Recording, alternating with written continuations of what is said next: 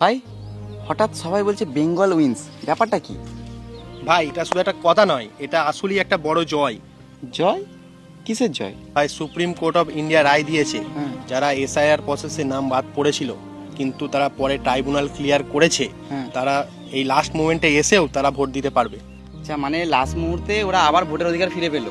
Exactly ভাই। আর জানিস এই লড়াইটাকে লড়েছিল কে? মমতা ব্যানার্জি নিজে সুপ্রিম কোর্টে গেছিল আর নিজে কেস ফাইল করেছে। যা, দিদি নিজে গিয়ে ফাইট করলো? হ্যাঁ ভাই, দিদি করেছে, দিদি লড়েছে, আর পাবলিক তার সুবিধা ভোগ করছে। আর এতে কতজন এফেক্টেড ছিল মোটামুটি? ভাই 90 লাখের বেশি ভোটার আনসার্টেনিটিতে ছিল, ভাবতে পারছিস? এটা তো হিউজ ব্যাপার। আর শুধু এখানেই শেষ নয়, দিদি অলরেডি বলে দিয়েছে পার্টি ওয়ার্কাররা ডোর টু ডোর গিয়ে প্রত্যেককে ভোটার স্লিপ দিয়ে আসবে, যাতে কোনো ভোটার ভোট দিতে বাদ না পড়ে।